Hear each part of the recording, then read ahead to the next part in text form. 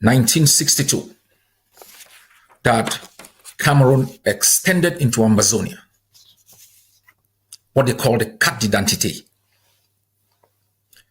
after they had instituted in 1961 what they call the pass law that ensured that every Ambazonian that moved from one point to the other had to receive a pass to be able to travel. It was used as a tool of control, as a tool of exerting Cameroon's power and domination over the Ambazonian people. So before you ask about what shall we use if we don't have ID card, recall, before Cameroon, you never needed them. My fellow people, the institutions of occupation must be rejected by our people. They must be dismantled by our forces. Ambazonia should be free from every institution that represents the colonial power. The agents of occupation, from the governors to the SDOs, to their impostors in the name of mayors, enablers in the name of parliamentarians and senators, do not represent the Ambazonian people. They are part of the extension of the rule and reign of terror of Cameroon. And we must reject these agents. And we must begin to understand there are customary practices on how we can govern ourselves, from our neighborhood to our villages to our cities. There are alternative Ambazonian institutions within Ambazonia created by our forces, in community schools, in ATLA, and other institutions that oversee cases, that oversee policing, that oversee justice. We must begin to trust in what is Ambazonian. We must begin to trust in our own creation. Apart from the symbols of occupation, there are also symbols of extortion. We have said repeatedly, there shall be no taxation without proper representation. There shall be no taxation without reciprocation and development. And Ambazonians must stop paying taxes to Cameroon without questioning, without being able to rise up in awe and anger to ask why our hospitals have collapsed, why our institutions of education have become tools of colonial intoxication, why our roads are modeled with potholes, have become death traps where people go to die. You shall pay your taxes only to Ambazonian institutions represented at this particular moment by our forces. You shall not provide opportunity for the enemy to accumulate resources, to buy more arms, and exert power and domination over you.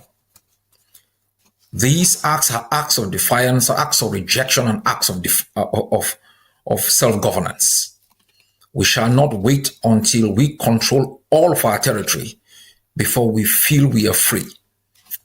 Freedom is in the mind, it's in the heart. When you believe it, you claim it. And you will claim it block by block, neighborhood by neighborhood, issue by issue. We have continuously also identified processes of colonial domination, which we have outlawed in Ambazonia. They have asked you time and again to celebrate the 11th of February as a day that the United Nations and the United Kingdom connive with each other to deny you full sovereignty over your land. And the enemy has transformed it into Youth Day, which they've deceived and coerced you into celebrating. We have rejected these days. 20th of May is the day the enemy unilaterally abrogated its own transformation of its own constitution into La Constitution Federal. It now created a unitary state on its way to reenacting its 1960 independence and telling Amazonians that your country is finally fully occupied. These are all symbols we must reject. These are all processes we must reject. These things come with a cost. And Ambazonians must stop calculating the cost of resistance without calculating the cost of acquiescence and the cost of surrender. Fellow people, each time we calculate the cost of resistance, each time we talk about the pain in resistance, we must remind ourselves about those who are in jail. They live in squalor. They live sometimes under very difficult situations. They are young men and women. They all like pound for educators, engineers, mechanics, drivers who suddenly lost their liberty because they stood up for our country. They stood up for all of us. Their continuous incarceration, their continuous dehumanization cannot be quantified in terms of its cost. Many of them have been chained to their wooden beds and they've died agonizing death, without family, without friends, without loved ones. They decided to pay the ultimate price for Ambazonia. All of them have the opportunity to denounce Ambazonia, beg for forgiveness, and some of them may gain their freedom. Why do you think they have not chosen that option? Less costly and may lead them to freedom. Why? Because they calculate the cost of betrayal. They know there are thousands of our people buried in unmarked graves because they stood for them, because they stood for us. We have prisoners who have lost everything. Prisoners with children, babies who've never seen their dads.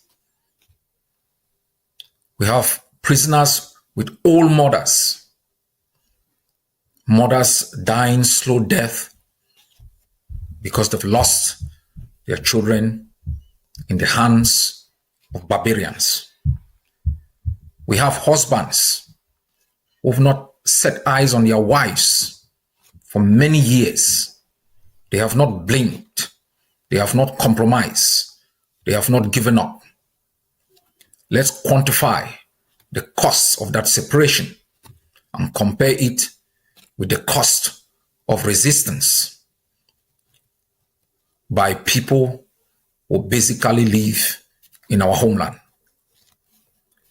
There are prisoners who may not be able to identify their children. There are prisoners who will be trained to walk again because they've been locked up in tiny enclosures for many years without the right to training, without the right sometimes to family visitations.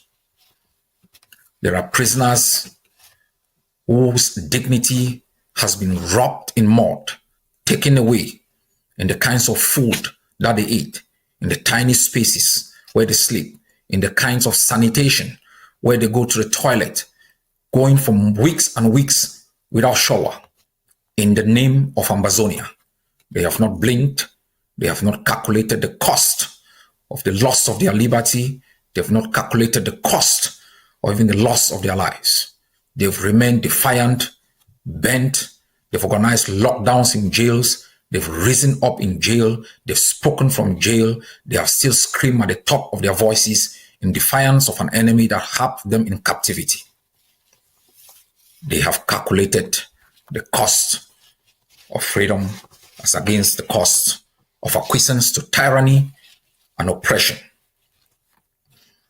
My fellow people, I can tell you today without doubt, with all quantifiable evidence, extrapolated from other situations, the cost of blinking is uncalculatable. The cost of acquiescence to Cameroon, the cost of shortcuts, the cost of submission, the cost of refusing to stand up and pay the ultimate price for our homeland. We have seen from 1961 till today what we have lost in terms of the economic sector. Airports all closed, seaports abandoned, roads abandoned, infrastructures totally collapsed, health institutions collapse.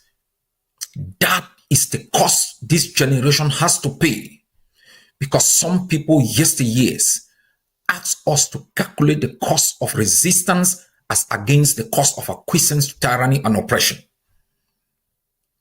That is why we will do everything humanly possible to make sure we do not transfer that cost to the next generation. We will take every step we can to make sure we defeat and vanquish Cameroon now and pass over to the next generation a free homeland. We will pay the price if Ambazonia will have to be free.